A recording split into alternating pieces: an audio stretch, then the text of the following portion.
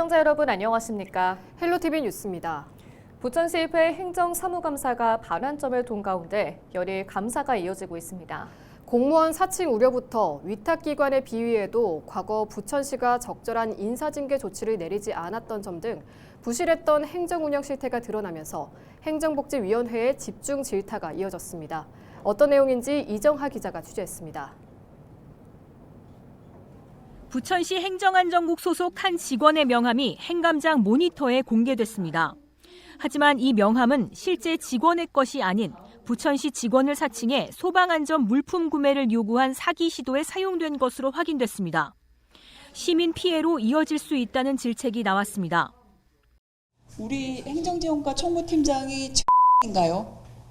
아닙니다. 아니죠. 예. 이 명함이 지금 돌고 있습니다. 행정안전국 총무팀에 오시면 저를 만날 수 있습니다. 내일 2시까지 오세요. 계약을 하게요. 그런데 저거 좀 사전에 구매할 수 있겠습니까? 이렇게 나와요. 당하는 업체가 이제 시하고 거래를 하는 부분이기 때문에 그 리스트를 파악해서 그 거래 업체에 적극적으로 홍보하는 게 첫 번째 수단일 것 같습니다. 이어진 복지국 아동보육과의 행감에서는 수년 전 비위가 다시 수면 위로 떠올랐습니다. 부천시 육아종합지원센터에서 회계부정과 채용비위 의혹으로 지난 2021년 중도 사직했던 인물이 포천시 위탁기관 선정 과정에서 또다시 채용되면서 논란이 된 겁니다. 당시 부천시는 별도의 행정처분을 하지 않았습니다. 육아종합지원센터 위탁 관련 자료 제공 요청을 했고 포천시장이 물었고 부천시장이 또 답했습니다. 회신하지 않겠음. 5명을 오는 동안 이걸 한 번도 제대로 조사한 적이 없어요. 이렇게 유가족으로 개설한, 임의로 개설한 이런 통장에서 현금 150만 원을 인출하는 게 정상적입니까? 또 최근까지 포천시가 보낸 해당 인사의 비위 관련 질의 공문에도 답변을 소홀히 한 것으로 드러나 강한 질타를 받았습니다. 이렇게 많은 지적과 의문점이 많은 K센터장에 대해서 부천시는 포천시 질의에 왜 결격 사유가 없었다고 공문을 보냈을까요? 부천시가 이런 결정을 한 것 때문에 다른 지자체인 포천시가 지금 그들의 행정에 영향을 받고 있어요. 시 전체가 잘못한 상황이 돼가고 있지 않습니까?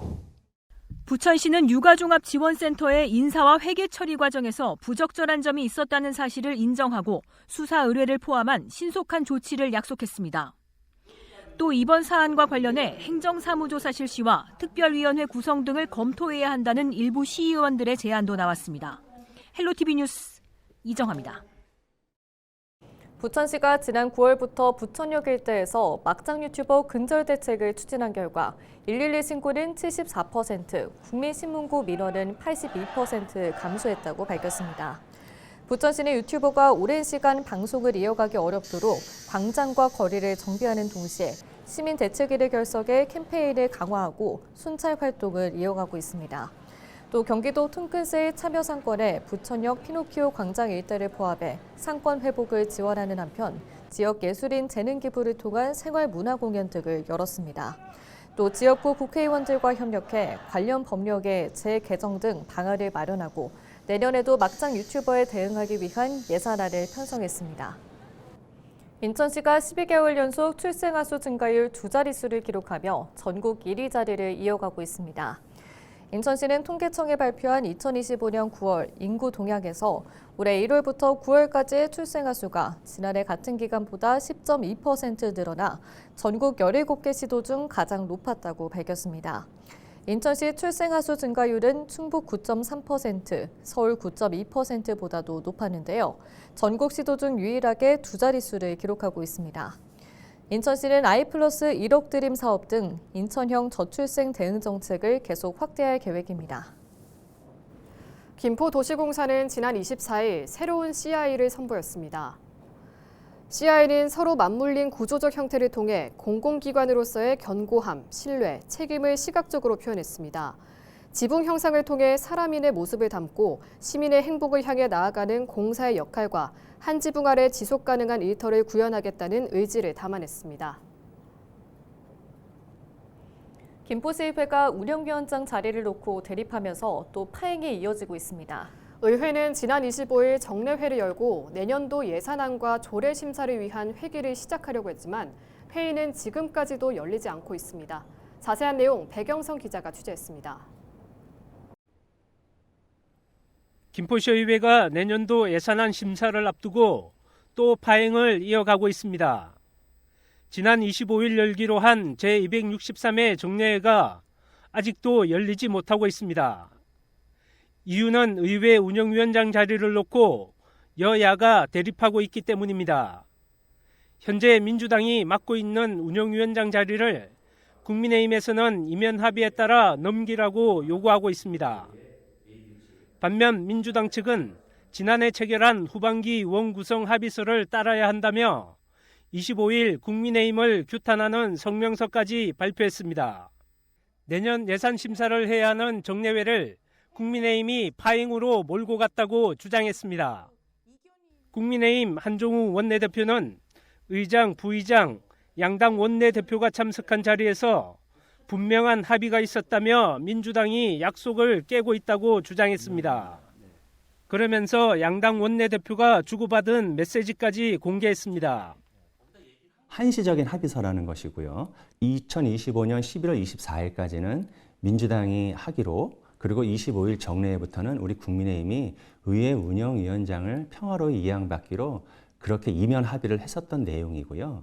예, 그 내용을 바탕으로 지금 마치 이 합의서가 후반기 전체 합의선거인 마냥 그렇게 지금 호도가 돼 있고요. 지난해와 똑같은 상황이 1년 만에 다시 반복되자 이를 지켜보는 시민들의 시선은 곱지 않습니다. 이면 합의가 있었던 어떻든 간에 기본적으로 운영위원장 자리를 갖고서 의정 활동을 좀 볼모로 잡지 않았으면 좋겠다는 생각입니다. 이게 지금 이번만 그런 게 아니고 계속 그러니까 반복되고 있는 행태인데, 이럴 거면 이거를 좀 보완할 수 있는 합의를 할 때 적어도 업저버 자격에 누군가 같이 사인할 수 있는 합의서에 그런 제도적인 장치를 고민도 한번 해봤으면 좋겠다는 생각이 있습니다. 한편 김포시의회는 12월 1일 정례회가 아닌 임시회를 열어 급한 안건은 처리하기로 했습니다. 하지만 운영위원장 자리를 놓고 양당은 쉽게 물러날 뜻이 없어 보여 갈등은 계속될 것으로 보입니다. 헬로티비 뉴스 백영성입니다. 인천시가 27일 상상 플랫폼에서 시민의 행복을 담는 미래도시 구현을 주제로 2026년 6대 핵심 과제를 발표했습니다. 6대 핵심 과제는 생활권 단위 맞춤형 도시계획 수립과 균형 있는 도시개발 실현, 천원주택에 천원 복비를 더한 주거복지 실현 확대와 일상의 가치를 높이는 건축 및 주거계획 마련, 공강지능 AICT 인천 구현과 도심 군부대 이전으로 시민 행복 공간 조성 등입니다. 유정복 인천시장은 앞으로 도시 균형 발전과 오랜 문제였던 도시 문제 해결에 역량을 집중하겠다고 밝혔습니다. 서울시가 어르신 안심돌봄 가정 확충에 나섰습니다. 안심돌봄 가정은 서울형 노인요양 공동생활 가정으로 서울시가 마련한 유니트 케어 구조가 적용된 시설입니다. 기존 복도식에서 발생하는 사각지대를 줄이고 1에서 3인실 위주의 생활실과 공용 거실로 구성됩니다. 시는 올해 5곳을 추가 조성하는 등 매년 안심돌봄 가정을 늘려가고 있으며 내년에도 비슷한 수준으로 확충할 방침입니다. 서울시는 자치구, 법인 또는 개인이 안심돌봄 가정시설을 새로 설치하거나 기존 시설을 리모델링하는 경우 시설 조성비와 초기 운영비를 지원하고 있습니다. 경기 기후위성 1호기의 발사 일정이 29일 새벽 3시로 연기됐습니다. 경기 기후위성 1호기는 당초 27일 새벽 3시 18분 미국 캘리포니아 반덴버그 우주군 기지에서 발사될 예정이었는데요. 그러나 발사 직전 연기됐습니다. 한편 경기 기후위성 1호기는 무게 약 25kg의 광학위성인데요. 약 500km 상공에서 경기도 지역을 통과할 때마다 홍수와 산불 등 자연재해로 인한 피해와 식생 변화 등을 모니터링할 예정입니다. 경기도는 수원 월드컵 경기장에서 드론 폭발물과 화학물질 테러 대응 합동훈련을 실시했습니다. 경기도와 경기 남부경찰청, 국가정보원 경기지부가 공동 주관한 이번 훈련에는 소방, 환경부, 군 등 총 11개 유관기관에서 210여 명이 참여했으며 헬기, 장갑차, 소방차 등 장비 30여 대가 투입됐습니다. 경기도는 본 훈련에 앞서 5일간 사전 훈련을 진행하며 관계기관 간 역할과 책임을 명확히 하고 대응 절차를 사전에 반복 점검했습니다. 경기도 관계자는 이번 훈련으로 도민 안전 확보 체계를 강화하기 위해 마련됐다고 말했습니다. 지난달 물을 연 남산 하늘숲길의 누적 방문객이 한 달 만에 9만 명을 돌파했습니다. 서울시는 단풍이 절정에 이르는 이달 중순에는 하루 최대 6천여 명이 남산 하늘숲길을 찾았다고 밝혔습니다. 남산 하늘숲길은 휠체어나 유아차도 다닐 수 있는 무장의 길과 도심 전망대를 갖춘 산책로입니다. 부천 자연생태공원에 조성된 야간 테마경관 루미나레 도화목이 개장 24일 만에 누적 관람객 10,000명을 돌파했습니다. 루미나레 도화목은 부천 자연생태공원 1.5km 구간에 조성된 미디어 테마파크로 미디어 아트와 조명 등을 결합한 12개의 야간 콘텐츠로 구성됐습니다. 온라인과 현장 발권을 포함해 회차별 150명 전원으로 운영하며 매주 월요일은 휴관입니다. 입장료는 성인 기준 12,000원으로 부천 시민은 6,000원, 타 지역 방문객은 3,000원을 부천사랑 상품권으로 돌려받을 수 있습니다.